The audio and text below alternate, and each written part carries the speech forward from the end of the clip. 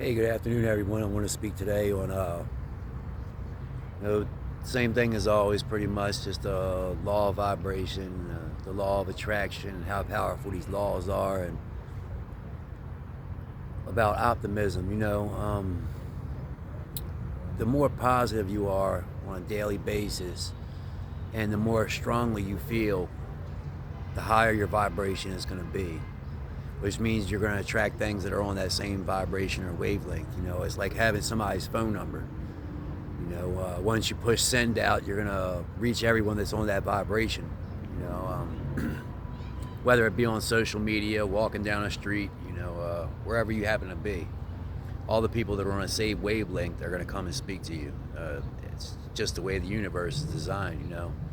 So, I've seen a lot of things happen in this field, and I'm doing a lot of studying in this field.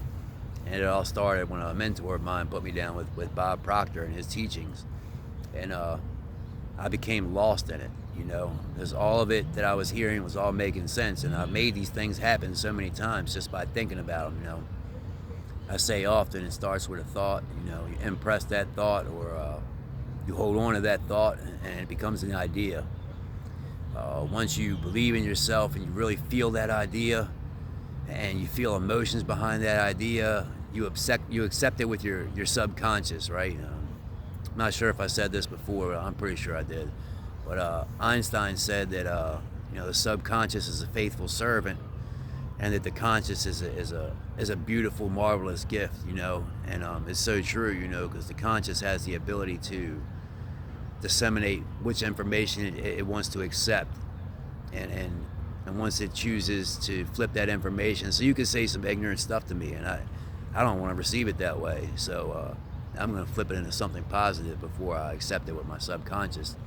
That way I don't become fueled by emotion. I did a lot of work at keeping everything inside of me on an even keel at all times, right? Because it's better for stress, for the body. A lot of people don't believe I'm 40 years old. I'm actually about to turn 41 in a couple weeks, and I took good care of myself. I had some years in there where I was battling addiction, and due to the way I received everything in the world, I only seen negative. It was the way I trained my brain. It's the way society trains us to feel. We get so used to looking for the negative in anything. It's all we ever see. I had a sponsor one time. He asked me about, I was complaining to him about my life, and he said, how many red cars did you pass on your way here? And I said, I don't know. And he said, all right, well, if I call you when you get home, can you tell me how many red cars you passed on the way home? And I said, sure, most certainly. And he says, why is that? And I said, well, I'd be looking for them. And he said, exactly. So if you keep looking for negative, that's all you're going to see. So with that being said, man, stop looking for the negative, man. There's positive in everything, and you just got to find it. Even in the negative situations, that was always hard for me to see and hard for me to agree with, because I'm like, how do you find good? I mean, people get raped, people get murdered, children have bad things happen to them all the time. How do you find good in there? And I had to realize that, look at everything, it's either a blessing or a lesson, right? And changing that perspective right there really changed my life. So speaking of perspective, there's a story that's been told for ages, and I'm just going to paraphrase because I don't know exactly how it goes, but it's the people in a wall, and there was 8 people trapped inside of a wall, and they've been there their whole life. So the only thing outside the wall was their ears, their nose, their face. They couldn't turn their heads either way, so they had never seen each other. And they were inside of a cave, so they couldn't see anything else. But outside of the cave, they could see shadows as they passed by, and they thought that's what life was. They thought that's all that humanity was just shadows and darkness. So one day an earthquake happened, and a guy on the end, his name was Joe. First it freed up his arm, and once it freed up his arm, he began moving it and checking out how it moves, because he'd never been able to do that before, right? And then he goes to his other arm, and he does the same thing, and he's checking it out, and he's like, wow. I never knew I could do this. At this point, he realized, wait a second. He looks down and he realizes he's trapped in a wall. So he said, man, I got to figure out how to get my legs free.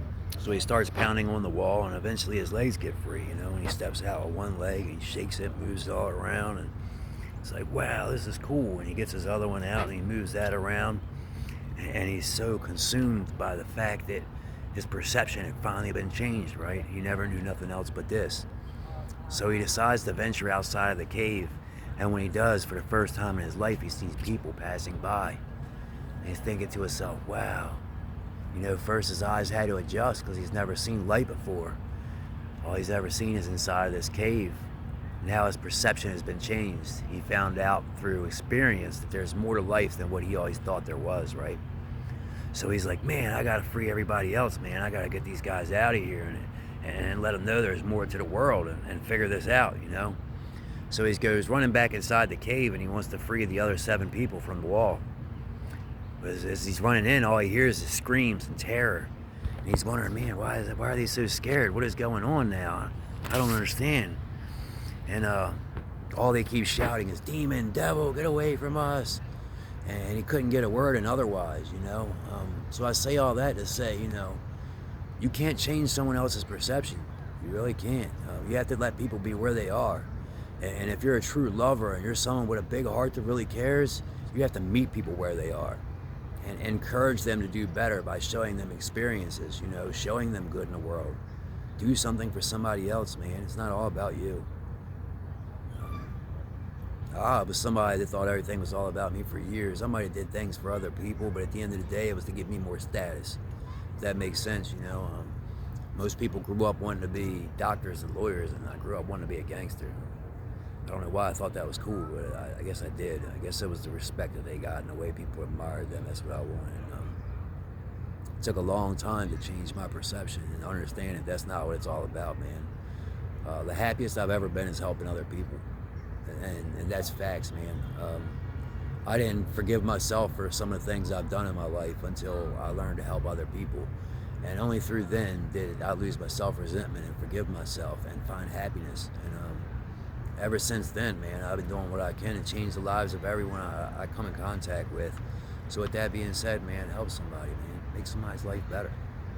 If that doesn't help you through your situation, then man, I don't know what to tell you. Call me up, inbox me, whatever it takes, man. I will never turn you down. I will help everybody I can. I love you all. Have an amazing day.